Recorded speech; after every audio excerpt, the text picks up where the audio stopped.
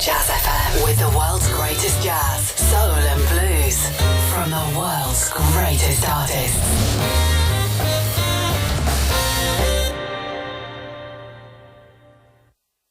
Welcome, my name is Danny John-Jules and I'm here to celebrate the 100th anniversary of the amazing Sammy Davis Jr, the legend, the blueprint, the greatest to ever do it, and the entertainer. Why me, I hear you ask? Well, that was the name of one of Sammy's autobiographies. Why me, as in me, is because on my first ever professional musical theatre number way back in the 70s in the Dougie Squire's second generation, my first ever solo was a number called Rhythm of Life, which was performed by Sammy Davis Jr. in the movie Sweet Charity. Where else would I start this show but the place where I started, Rhythm of Life from Sweet Charity.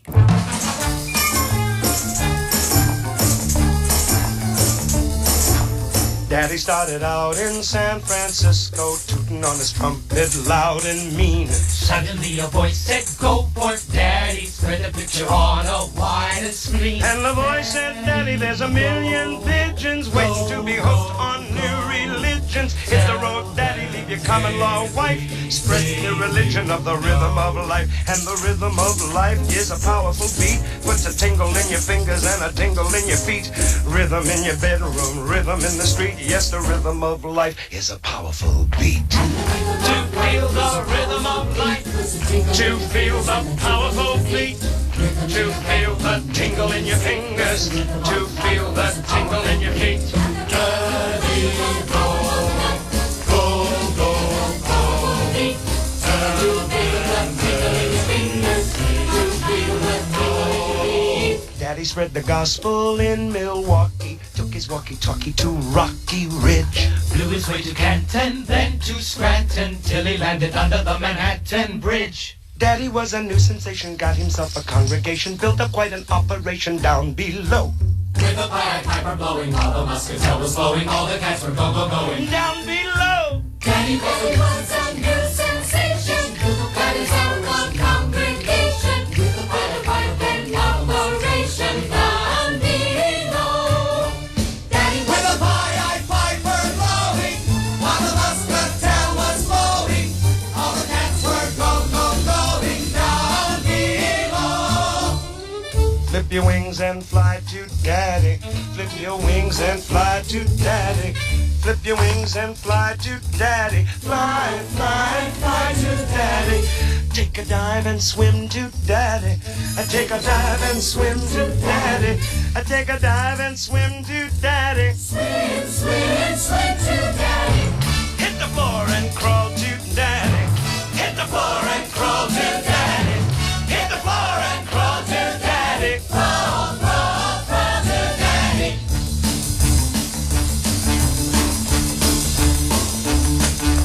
Flip your wings, Fly, flip your wings, fly, flip your wings, fly, flip, fly, flip, fly, flip, fly, flip, fly, flip, fly, flip, fly, flip, fly, flip, fly. Take a dive, take a dive, swim, take a dive, swim, swim, yeah, swim, swim, swim, swim, swim, swim, swim, swim.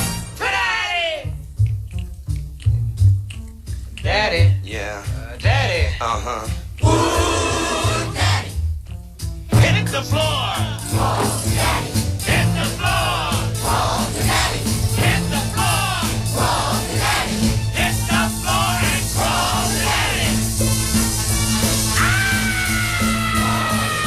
Crawl to Daddy. Crawl, crawl, crawl to Daddy.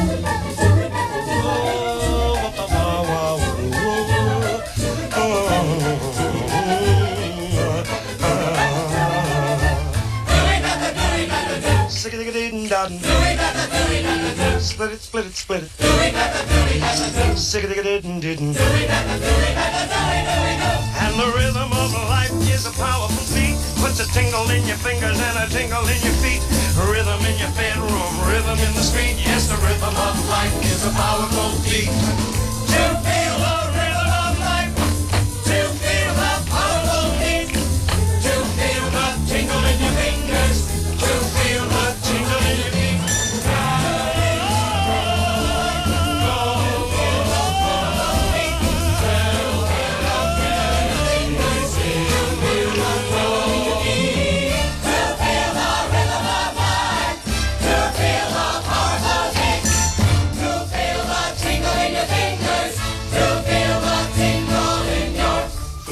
And fly to your daddy. Take a dive and swim to your daddy. It's a foreign cross to your daddy. Yeah!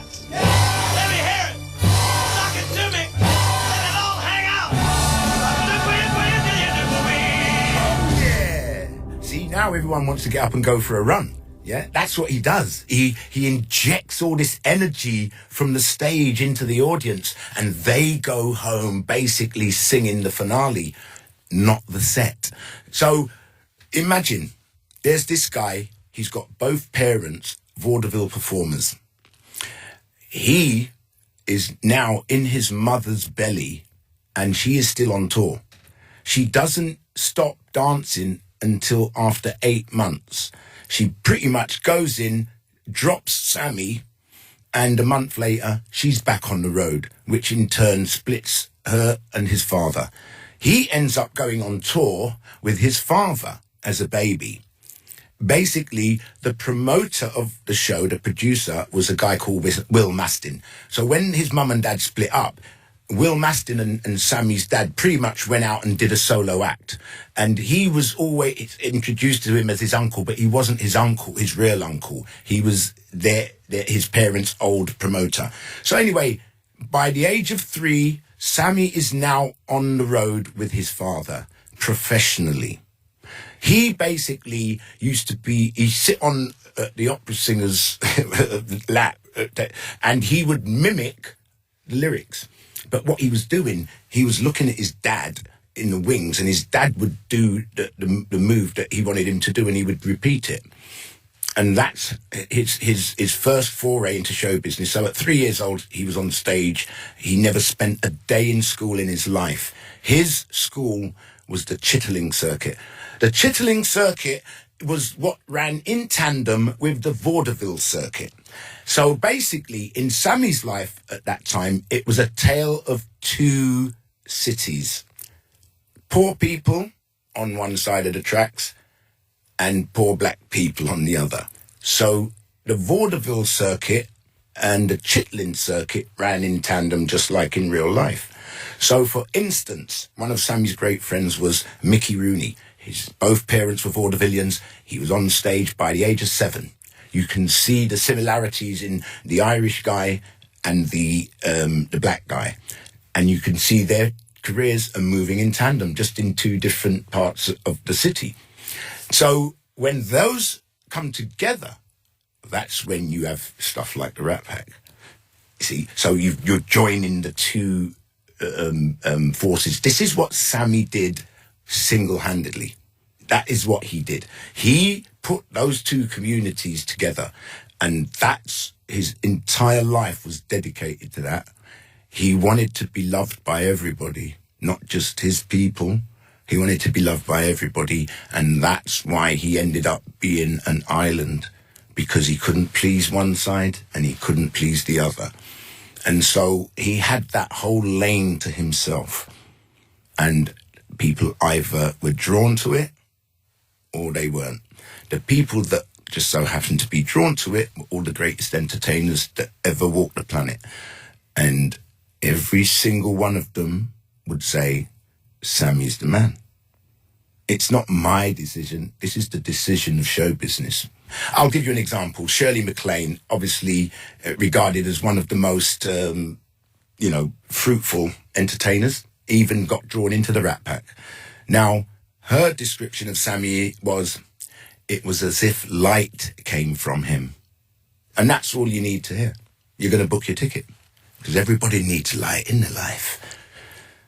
So we're moving on now. Sammy's now on Broadway. He's in a show called Mr. Wonderful because that's exactly what he was.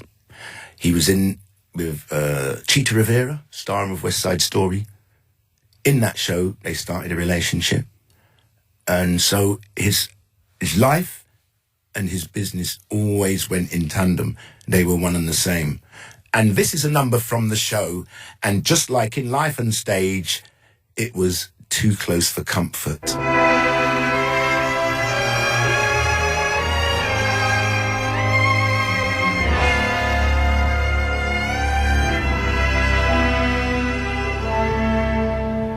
Be wise, be smart, behave, my heart. Don't upset your cart when she's so close.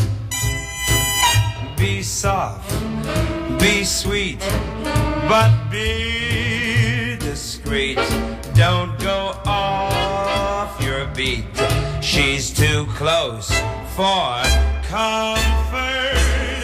Too close for comfort. Please, not again. Too close to know just when to say when. Be firm, be fair, be sure, beware. On your guard, take care while there's such temptation. One thing leads to another. Too late to run for cover. She's much too close for comfort now.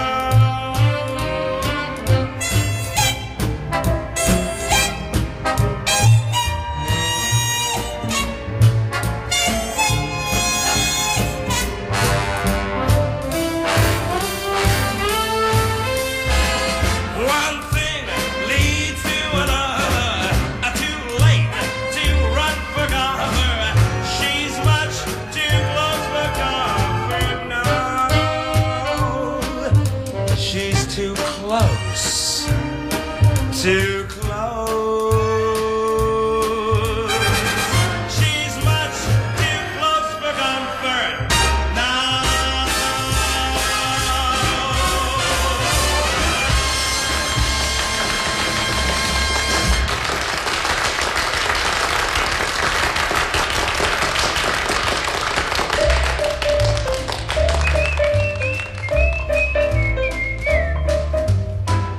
Be wise, be smart, behave, my heart. Don't set your cart above.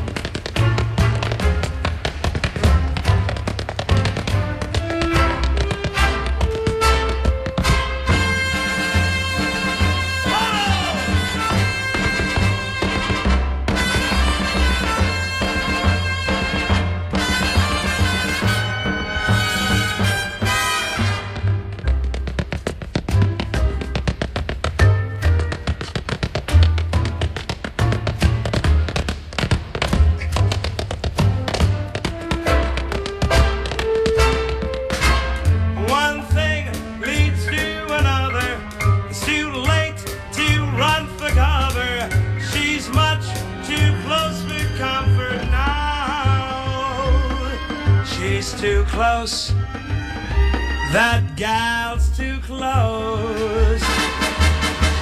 She's much too close for comfort now.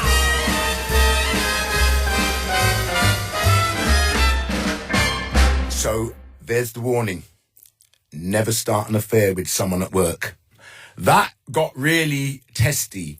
The famous story is that at one point they had a real sort of, coming together, and Sammy pulled out his false eye and says, "What do you want from me?" You laugh. But that's his serious business. This is where you go to when, that kind of pressure becomes you. Yeah, so moving on from that now, he's hot. He's in a hot show with a hot chick and a hot score, and he's literally Broadway's new sensation.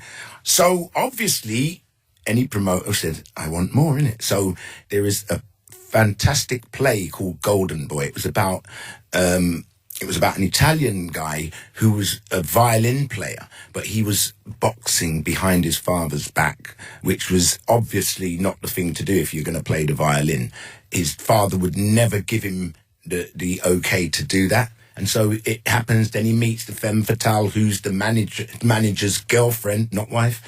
And he sends her to convince Golden Boy to go with him and be the boss. And that's what he does. But he thinks he's really falling in love with this woman, but he doesn't understand that she's just there working for the... But then she starts getting feelings, and it gets all convoluted, and obviously in the end, she dumps him. And, you know, things go pear-shaped.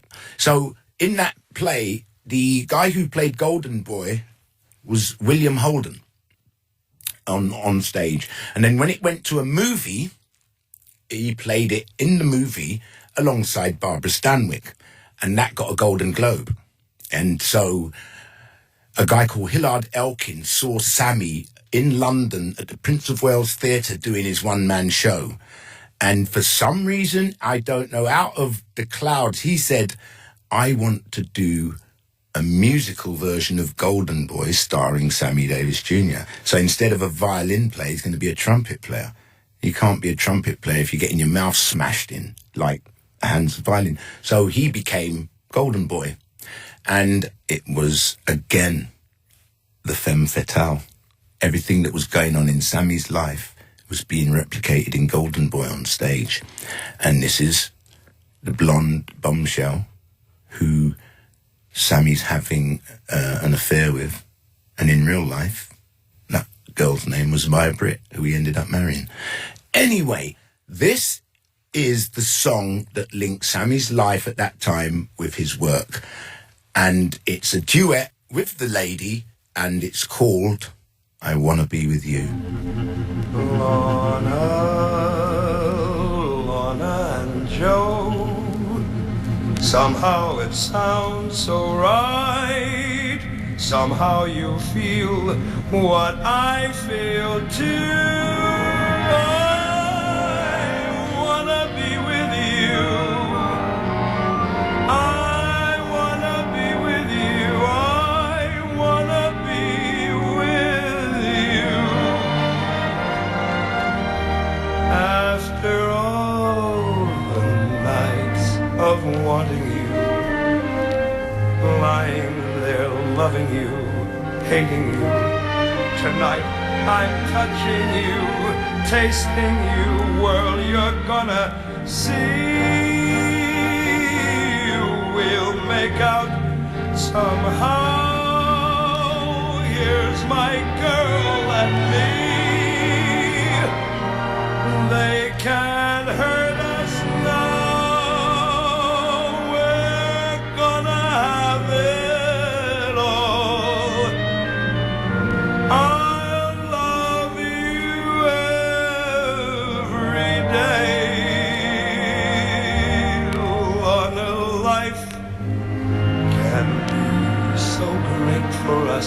Here's our chance, it's not too late for us. Grab it fast or life won't wait for us. I wanna be with you. I wanna be with you.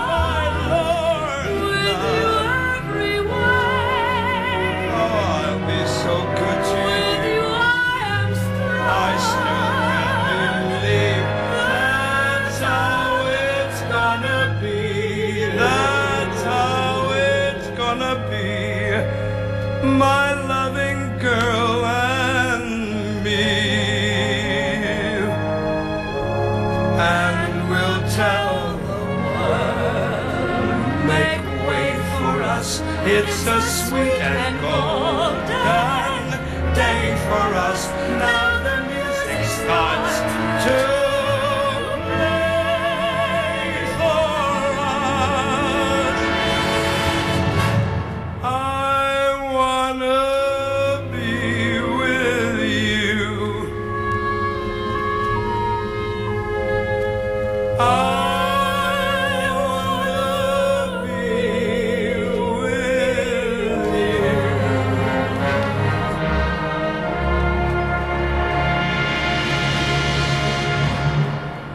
I mean, wasn't that beautiful? That is a man pledging love to a woman, even though he knows that World War III is going to break out after it happens.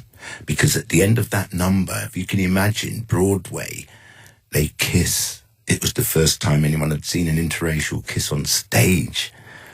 And it was fireworks. So much so that I need to take a break now. Be back after this with some more celebrations of Sammy Davis Jr. This is Jazz FM, the home of the world's greatest jazz.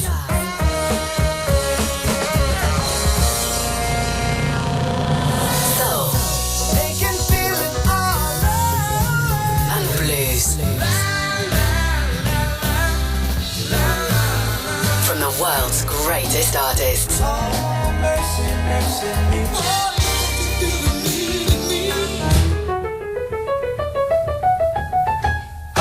Find out more at jazzfm.com or experience it all right now at Rayo, the new way to listen to Jazz FM.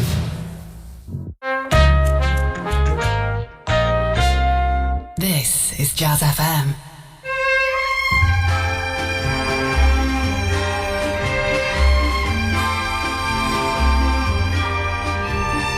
Hey there, you with the stars in your eyes. Love never made a fool of you. You used to be too wise. Hey there, you on that high-flying cloud. Though she won't throw a crumb to you, you think someday she'll come to you. Better forget her, her with her nose in the air. She has you dancing on a string. Break it and she won't care. Won't you take this advice I hand you like a brother? Or are you not seeing things too clear? Are you too much in love to hear? Is it all going in one ear and out the other?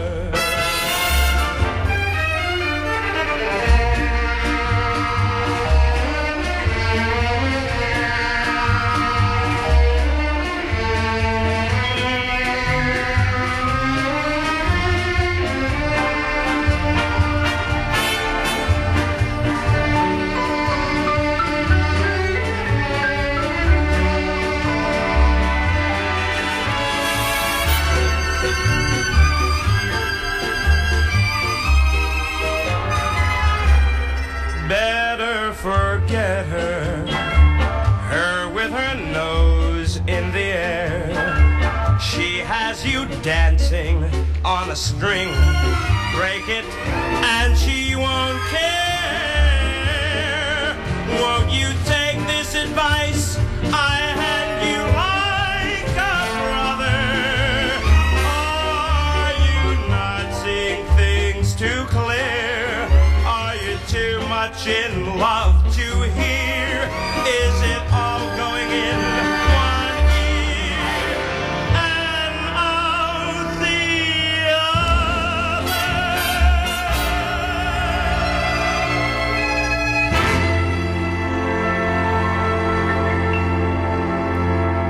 Yes, so now Sammy is being recognized. You know, he's selling loads of albums. He's in Vegas. I mean, you got to imagine, Sammy Davis arrived in Vegas 12 years before Elvis. 12 years. Think about this. Sammy Davis Jr. in 1954 was performing in Vegas. The salary of the average American in 1954 was $4,000 a year. In 1954, in the middle of segregation, Sammy Davis Jr. is on $7,500 a week in Las Vegas. Now, this is not even funny. All of this glory and this and that and that. Sammy was the most sort of insecure person on the planet. Yeah, he was invincible on stage. But he wasn't invincible in real life. He had lots of demons and ghosts and, trying to be everything to everybody takes a lot out of you. And, of course, you got to remember, by then, Sammy hadn't even had a drink. He hadn't been, he was in his 30s before he had his first drink. People would say, they didn't start as these mad drunks. He was absolutely teetotal. His strongest drink was Coca-Cola. It wasn't until he started doing the big mafia clubs where, one of the mafia guys sort of saw him in between shows. His first show wasn't that great, and he said, "Come and sit down, boy," and sat down and said, "Listen, when I hire a star, I hire a star. You better get up there, twinkle toe in, and do-do-do-do." And he said, "What do you want to drink?" He goes, "Coca-Cola." He leant over and went, "2 whiskeys." And that was his first drink. So, moving on. It was a time of reflection for Sammy. He had everything. He was a star and all of that. But it was never going to please him. Because as far as Sammy was concerned, there was always another stepping stone. But Sammy, you're at the top, man. There's no such thing as the top. Sammy's thing was to stay on top at all costs. Yeah? And with that, you have to lose something. And basically, in show business, if you go, most people lose their families. Because you can't serve 2 masters.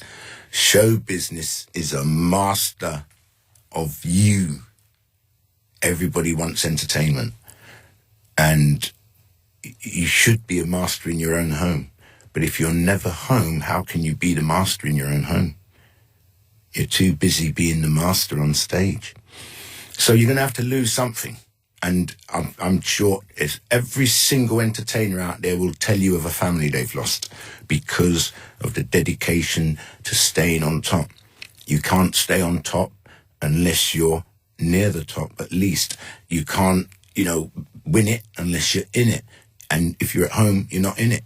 It's nearly impossible to be everything to the audience and everything to everyone back home. It's just impossible. I'm testament to that. I've been doing it for 50 years and it's real hard. It is that reflective time, and you do sing songs like this. What kind of fool am I?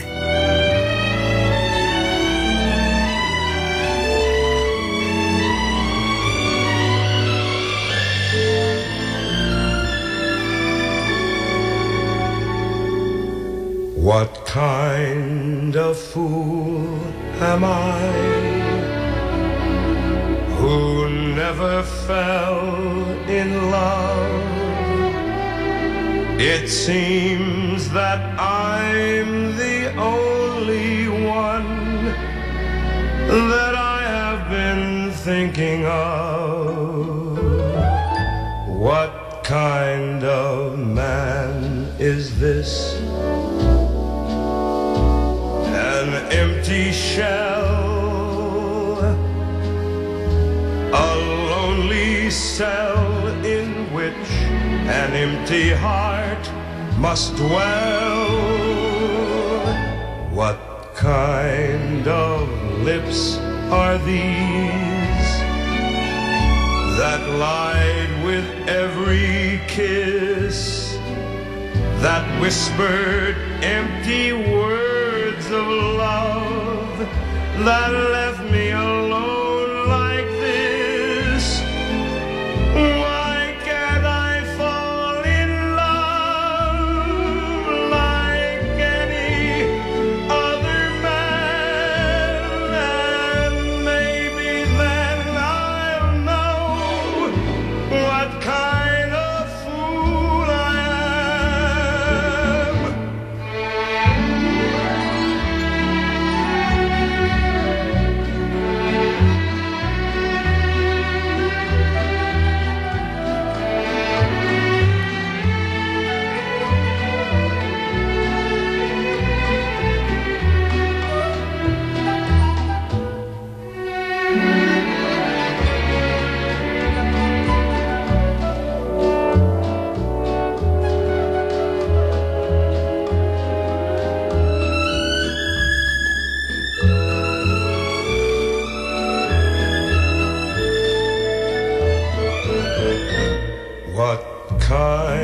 kind of clown am I?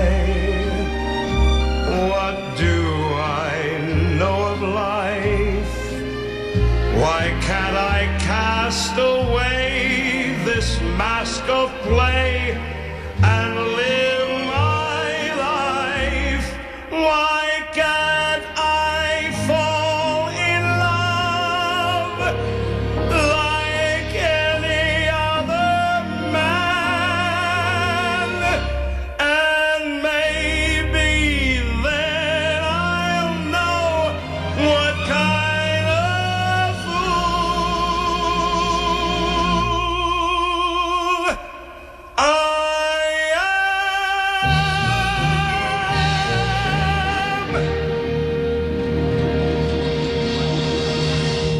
Oh, it's so painful to listen to that because I went into places that I sat there thinking all of those lyrics, you know, because of course I have been a fool just like Sammy, because show business bewitches you. It takes away all things that matter to you in your life. And it's like the pimp or the drug dealer.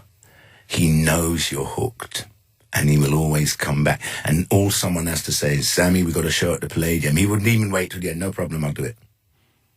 You know, and that's what it is. It's like drugs. Show business is like drugs. And that's why so many people get in trouble, because they've got to get another hit. And if they don't get another hit, they go loopy. And that is exactly what showbiz is. It's a drug, and it's taken a lot of victims. And anybody who gets through that with a family and grandchildren and all that, he should bottle it, because you can't get that anywhere. So for me now, in my days, I worked with a British performer called Norman Wisdom. Norman Wisdom was the Sammy Davis of England. If you look at the instrument Sammy played, you'll see that Norman did it. Norman played the drums. Norman tap danced. Norman played vibes, which was one of Sammy's instruments. Norman did basically what Sammy did in England. The thing about people like Norman Wisdom, this little small guy, you know, if you look at them, they were both 5'4", right? There's something about those guys. People call it Napoleonic. I don't believe that. You know, that's a whole different mindset. If you look, Mickey Rooney, very good friends with Sammy. I'm sure Norman Wisdom would have been. But these little guys are dynamite. And they've got energy that other people wish they had. Now, if you asked any of them, if you said to any one of those people, no, you can't do that, they will always reply. Even if they've never tried it, they'll always reply with what? Yes, I can. And again, that was the name of Sammy Davis's autobiography, Yes, I Can. His theme tune, where he went everywhere, Yes, I Can. And when Obama was running for president, what was his catchphrase? Yes, we can. You know where he got that from, didn't you? Yes, I can. Suddenly, yes, I can. Gee, I'm afraid to go on has turned into yes, I can. Take a look, what do you see? 133 pounds of confidence, me. Got the feeling I can do anything, yes, I can. Something that sings in my blood is telling me, yes, I can. I was just born today, I can go all the way, yes, I can.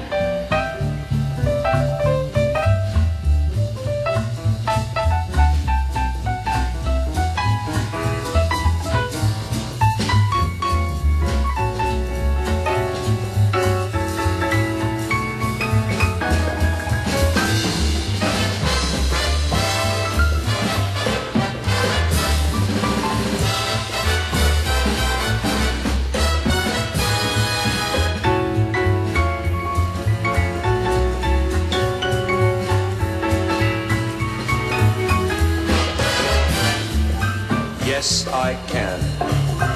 Yes, I can. Yeah, yes, I can. Yes, I can. Wind me up, then watch me fly. A regular sort of sunburned Superman. Are you ready? I can climb Everest. Yes, I can. I can fight here all night and never rest. Yes, I can. I have just found the key. Hey, doors swing wide for me. I was just born today. I can go all the way. Yes,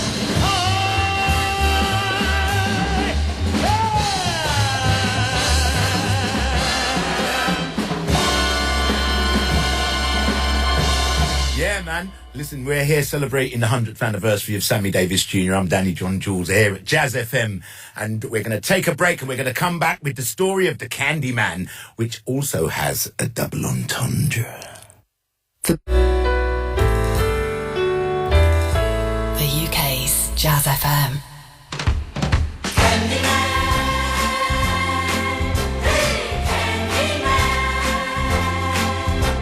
All right, everybody, gather around. The Candyman is here. Now, what kind of candy you want? Sweet chocolate, chocolate malt candy, gumdrops, anything you want. You've come to the right man because I'm the Candy Man. Who can take a sunrise? Sprinkle it with you. Cover it with chocolate and a miracle or two. The Candy Man.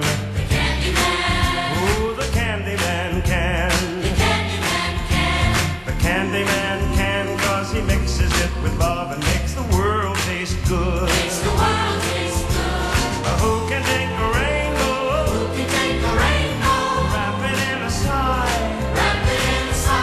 Soak it in the sun and make a groovy lemon pie. The Candyman. The Candyman can. The Candyman can, 'cause he mixes it with love and makes the world taste good. The Candyman makes everything he bakes satisfying and delicious. Now you talk about your childhood wishes. You can even eat the dishes. Oh, who can take tomorrow? Dip it in a dream. Separate the sorrow and collect up all the cream. The Candyman. Oh, the Candyman can. The Candyman can, 'cause he mixes it with love and makes the world taste good.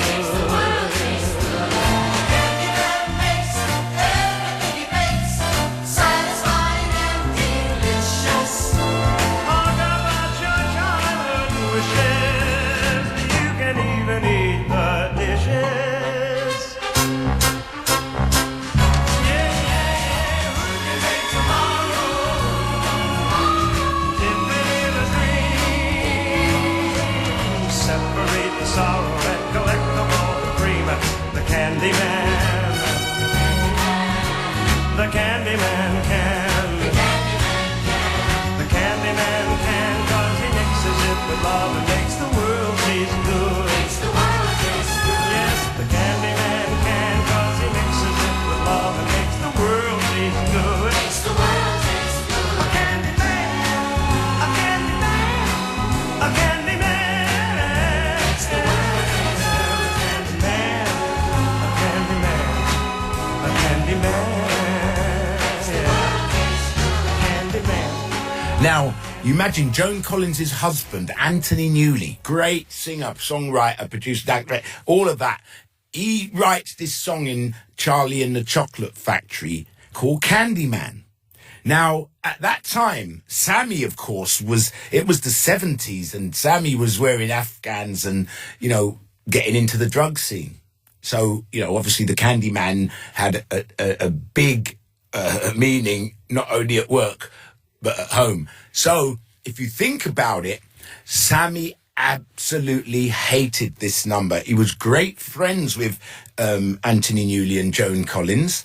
And he had to sort of tell his mate that he didn't like it, and it turns out to obviously be his first #1 record. So, he ended up having to do it. And then by having to do it, he got used to doing it, and then he kind of settled down. But it was a very tough part of his life. You're getting older, you're trying to stay hip with the kids, and, you're walking around with your afro now and your big glasses and loads of jewelry and Afghan coats and flares and, basically getting off your nut. It turns out he ended up really liking, Candyman and doing it, obviously, especially at the time when he needed the money. So, just like in my one-man show, we come to the finale. And anyone, especially Sammy, his finale song would always be Mr. Bojangles. Now, everybody thinks that Mr. Bojangles is about Bill Bojangles Robinson. Now, that was when Sammy saw Bojangles dance, he found out what made him so great. And it was about the heels, the beats of the heels of the tap dancing. And once he got that, he was just unstoppable.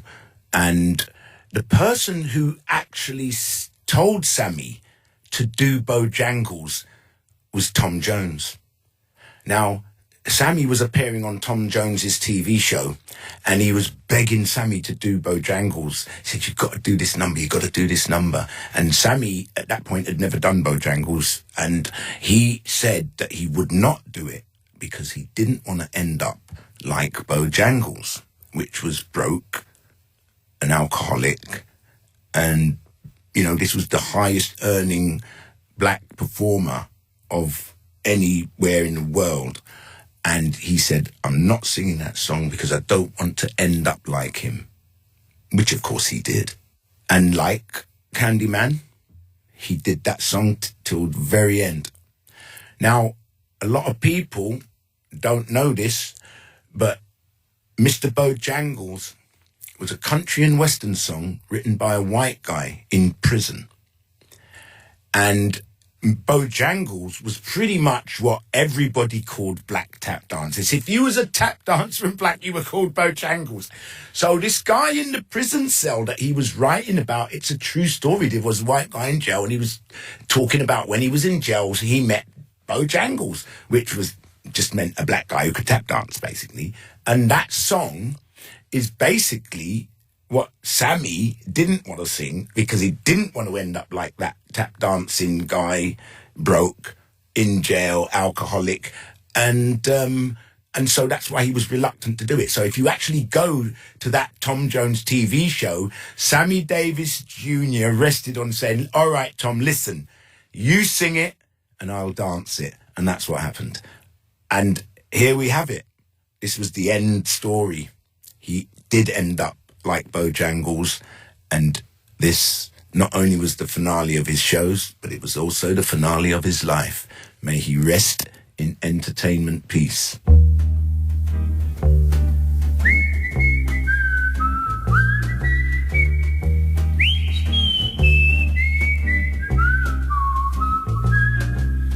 I knew a man, Bojangles, and he danced for you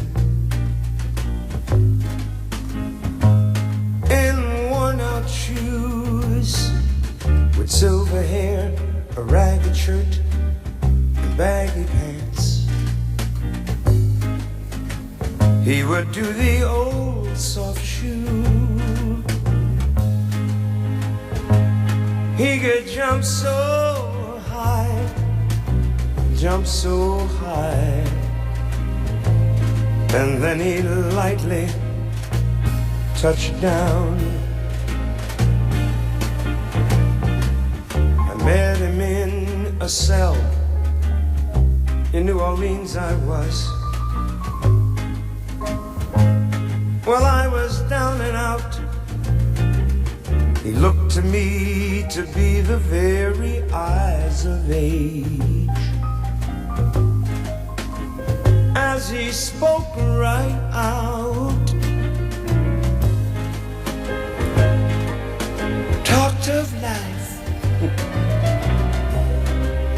Lord, he talked of life, laughed, slapped his leg a step. He said his name was Bojangles, then he danced a lick. Right across the cell, he grabbed his pants, took a better stance, jumped up high. That's when he clicked his heels. Then he let go a laugh. Lord, he let go a laugh. Shook back his clothes all around. That was Mr. Bojangles. Mr. Bojangles.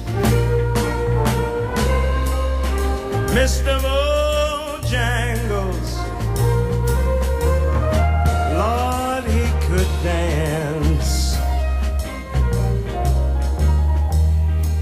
He told me of the times he worked for minstrel shows,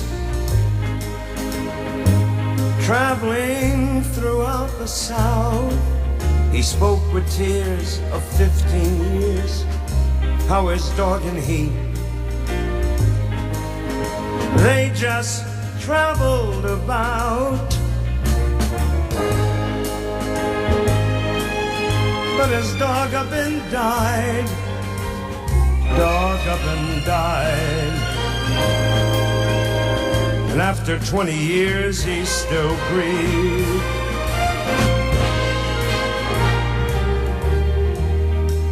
He said I danced now at every chance in honky-tonks for my drinks and tips, but most of the time I spend behind these county bars. You see, son, I drinks a bit. Then he shook his head. Lord, when he shook his head, I could swear I heard someone say please. Mr. Bojangles, Mr. Bojangles, Mr. Bojangles, come back and dance, dance, dance, please dance. Mr. Bojangles,